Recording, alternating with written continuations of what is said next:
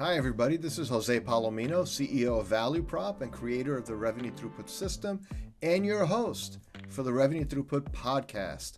And today's guest is a little bit different than our other guest. His name is Aleks Salkin. He's a personal trainer, but he's here to talk about that transition for those of you who maybe haven't seen the inside of a gym, at least for the last year, and you're a little bit concerned because you want more energy, more vibrancy. He has some great things to share with us about how to do that literally from your desk, even if it's your home office or your office, how you can do certain things to get the ball rolling toward fitness. So without further ado, let's start our interview. Welcome, Aleks, to the Revenue Throughput Podcast. Good to have you here. Good to be here. Thank you for having me. So Aleks, you're a little different focus than some of the folks we've interviewed in the past. Why don't you tell us just a little bit about yourself and your practice, and then we'll dig into this conversation. Sure. Well, what I focus on primarily is I'm a fitness professional, and my niche in the fitness industry is basically getting people who have had it with the gym culture. They've had it with all the glossy bodybuilding magazines and big promises and very, very small deliveries. And what they really want is they want to be strong. They want to be resilient.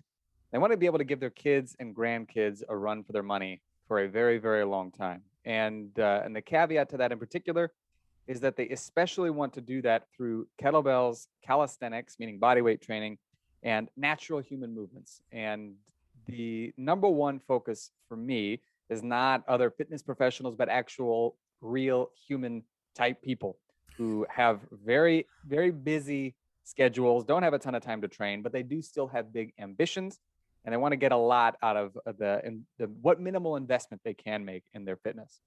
Great. So I want to dig into the fitness side of things a little bit because, again, our audience, the nature of running a business, owning a business, is you're in meetings nonstop. You're on your tush all the time. So we're going to expand on that a little bit, but I do want to harken back to a few things you said.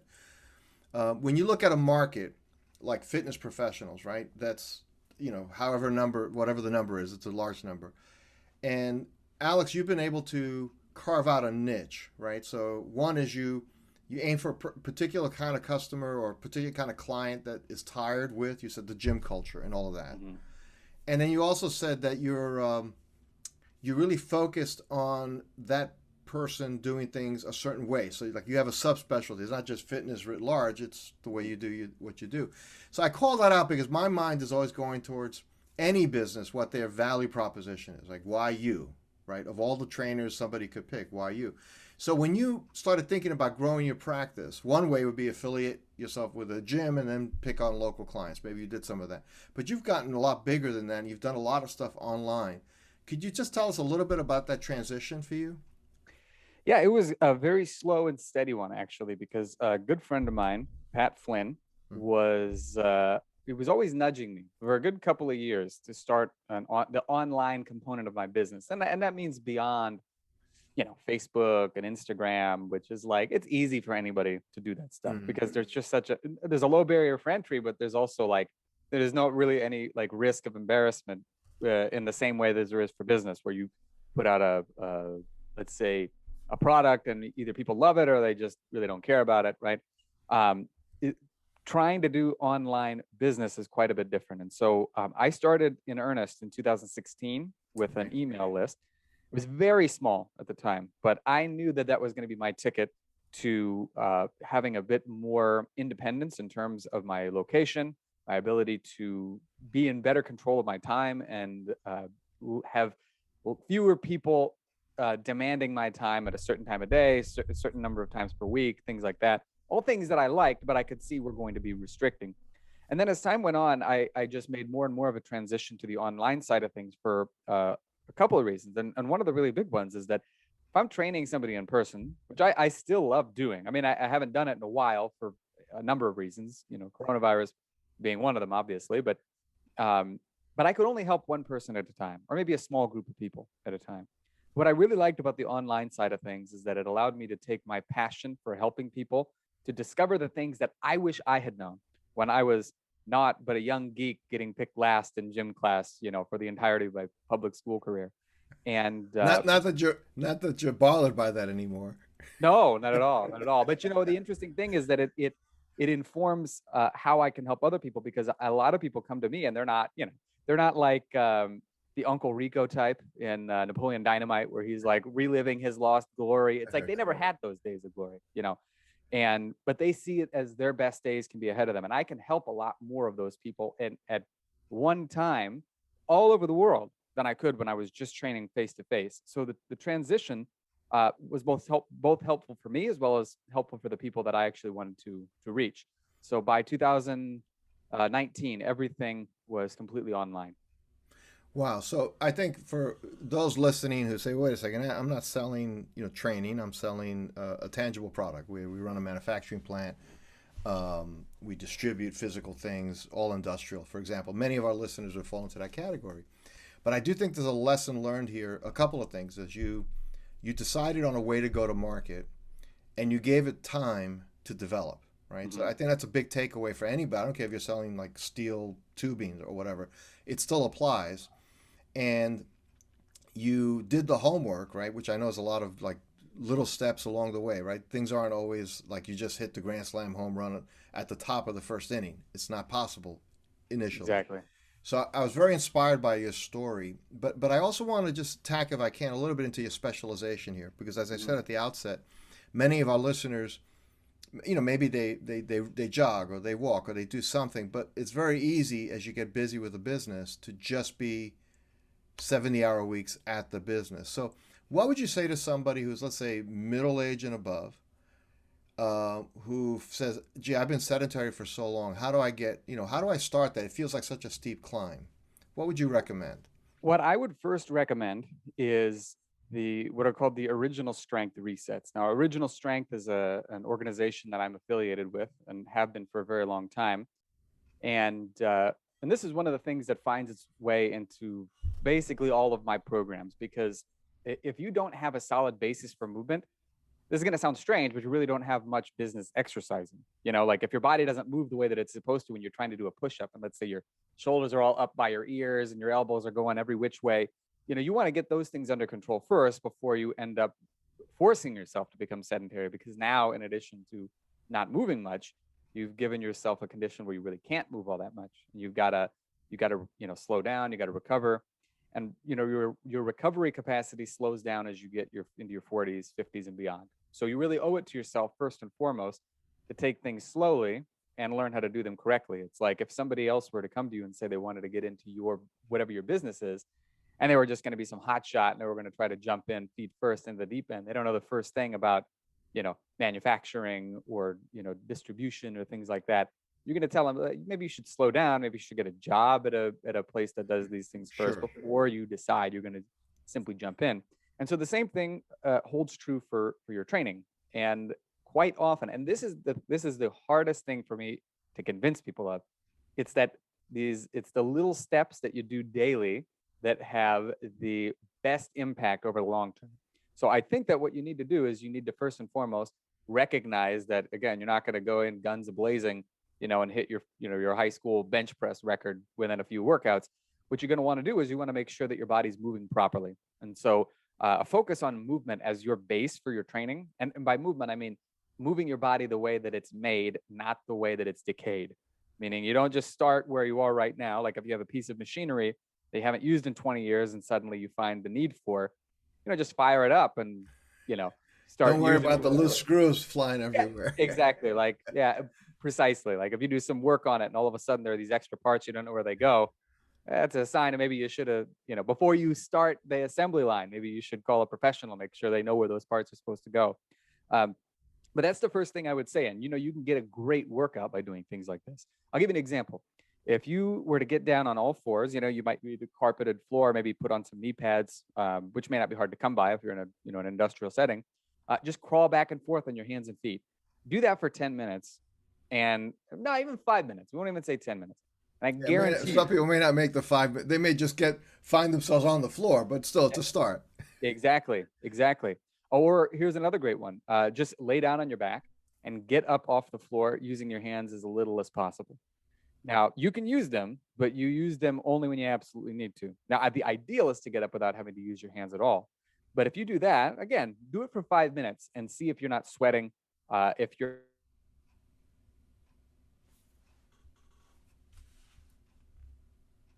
what was the last one that? So by picking yourself up off the ground, using your hands as little as possible, but as much as necessary, not only are you going to start using natural body movements that you may not have done in years, but you're going to start feeling muscles in your body that you may never have felt in your entire life working and working for you. And probably the best part about it is that this is going to give you what almost nobody talks about in the fitness industry. It's going to give you more energy than it takes from you while also helping you to move better. So it's really, focusing on proper movement is like the fountain of youth for your training. If you are constantly focusing on working yourself into the ground and just working so that you don't have any energy, you're going to find it very hard to stick with that. But if your training is focused around improving your energy levels while also helping you to move better and restore the movement that you've lost or neglected over the years, you're not only going to be in better shape, you're going to be stronger, you're going to have more resilience, and you're not going to go through the entire day feeling like, at 2:30 you need to take a 5-hour energy just to finish things out. You're going to have a lot more natural energy, and it's not going to take you any more than, in some cases, 5 to 10 minutes just to get the ball rolling. So I want to expand that a little bit. Let's say somebody has, to put it euphemistically and kindly, has detrained, okay, or has become untrained. Maybe years ago they used to hit the gym a lot, now they stop. So that cold start, like you use the engine metaphor, is a good way to get injured if you don't know what you're doing. So you start with a few simple things. Is it possible for somebody saying, I got to do something, so I'm going to go on walks every day, I'm going to do some of these movements. Can you start small and keep it at that simpler pace till you become more habituated? Is that what you would recommend? 100%. And the great thing about that is you don't need much equipment. You don't need much equipment, you don't need much time. What you really need is, and this is something that I think transcends all industries, all skills, is you need consistency. And consistency trumps intensity, and it also trumps proficiency. Meaning you don't have to be, you don't have to have the most beautiful movement in the world. You don't have to be like the guy that people are craning their necks in the gym just to see how, like, oh wow, look how much this guy can lift or how well he moves or whatever. You just need to show up, and you need to make little improvements over time.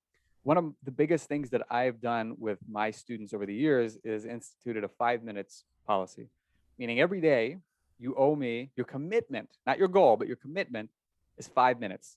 And after that, you can, and it doesn't have to be anything hard. It doesn't have to be like 5 straight minutes of push-ups or anything like that. It could be as simple as, laying on the ground, getting in some deep breathing, which is, again, remarkably effective for many people. It could be crawling around on the ground. It could be going for a walk, picking yourself up and down off the ground, laying on your back, and getting to a standing position for 5 minutes.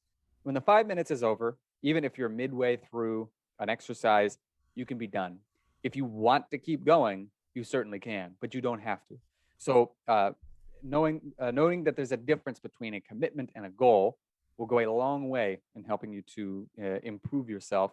And it takes the emotion out of it too, because so many people think, if I can't get to the gym for 45 minutes a day, what's the point, right? And the reality is that if you're choosing effective movements, not even ones that take a lot of energy out of you, but movements that are going to train a lot of muscle and are going to restore the way your body is supposed to move, sometimes 5 minutes is all you need. And I've had people that I trained months prior, and, particularly when I moved back to the States, I had a gal text me 7 months after I had moved, and she said, I just want to let you know I've lost 10 kilos or about 22 pounds just doing the exercises that you taught me. And she did more than 5 minutes on many occasions, but she hadn't changed her diet. Her diet was pretty good to begin with. It was just by doing these very simple body weight only movements, no equipment necessary, and made a huge impact. And this was a gal who was in her mid 50s. So this is not some like 30 something, this is somebody. Well, and that's actually very inspiring too, Alex, when you think about it. One is, I'm assuming somebody doing that 5 minute commitment, they do it consistently for a couple of weeks, then because somebody who hasn't done that, looking at hitting the gym for hours at a time as being either I don't have the time for it, or I just don't have the headspace to get my head wrapped around that because I got all these other things. Mm-hmm. And I love what you're saying. You can start very simply, but you also emphasize making it a commitment, not a goal. So Yeah. can you just amplify on that a little bit more, like how you have found the difference between those two words? Because I think it has huge applications in life. I think with goals, people have a tendency to think much bigger. Like nobody wants to be like, oh, my goal for tomorrow is to clean the dishes, you know. But if you don't clean the dishes, you know, within a week, you're going to have this huge pile in the You run sink. out of clean dishes. Exactly, exactly. And so then all of a sudden it does become a goal, and it's not something that really should be. Like, but every day after I use, after I, use my dishes, I mean, people don't really hand wash their dishes here, so it's not the ideal analogy, but you get the idea. Well, you can put them Uh, in the dishwasher and not leave them in the sink. That at could the be your absolute commitment. least. Right. Exactly, at the absolute least. And so the idea with a commitment instead of a goal, and this is the most important part, because goals tend to be very emotional, and so but our emotions fluctuate. Some days we're on cloud nine, other days we're somewhere south of heaven, let's say. And you want to make sure that no matter what, you are still plodding toward your goal, whether it's rain or shine, light or dark. And the way to do that is by getting your emotions out of the way and making sure that there is something that you can do to keep moving forward. So an analogy that I'll typically use is imagine that you told yourself, and this is the same thing with going to the gym. I'm going to go to the gym an hour a day, 5 days a week, come hell or high water. Well, I mean, imagine if you said every time you get in your car, I'm going to go 60 miles an hour toward my goal. Doesn't matter whether there are red lights or stop signs or 25-mile an hour school zones or whatever. Like nobody would think like this because there's not really an emotional component to driving. It's something very practical.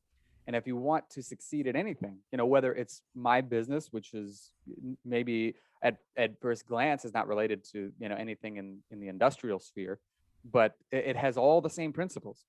Whether it's, and the same thing goes with not just how my business runs, but also the training side of things, right? So the difference between a commitment and a goal is the commitment is just this unemotional sort of like things that I have to do every day that are going to help push me forward, regardless of how excited or scared I am of doing them. And goals might be good for that emotional side of things, and they might be good for the longer term. But if you keep showing up and you're doing just the basic, fundamental, high yield things on a daily basis, whether it's exercise or, business related things like sending out an email with an offer in it every day, that is the stuff where wealth and health are both built. Well, that's really, Alex, I really appreciate that because it adds clarity. Like, for example, a lot of the businesses we work with, one of the processes they have to do is review the pipeline of opportunities because often those pipelines represent, $10,000 to $100,000 deals. Where do we really stand? What can we forecast? And you may not always feel like doing it. That's the motion. But if you're committed to and put it on the calendar for the year, every Monday, 10 o'clock, we're going over pipeline. Mm-hmm. It's not an emotional thing at all. It's like, does anyone feel like doing pipeline? Trust me, I've been in enough pipeline meetings to know people don't want to do pipeline meetings, except Right. they have to because it's like brushing your teeth. You just got to know where you stand. So I love that distinction between commitment and goal. And Alex, if I heard you correctly, you're also saying somebody who maybe hasn't been training, and use the word training, for some time, there is a path to get there slowly but surely before you're ready Exactly. to start really like pushing iron and things like that. Yeah. My experience has been, and this is true for training, this is true for some of my other, let's say, my other pastimes like language learning, things like that, is you need to get some early wins on the board. And if you can, I mean, if you can show up, if you can do something that's almost easier to do than not to do, again, like 5 minutes of movement every day, then eventually within 30 days, you're going to start noticing some differences. You're going to feel like, you know what? I roll out of bed and I'm not as stiff in the morning.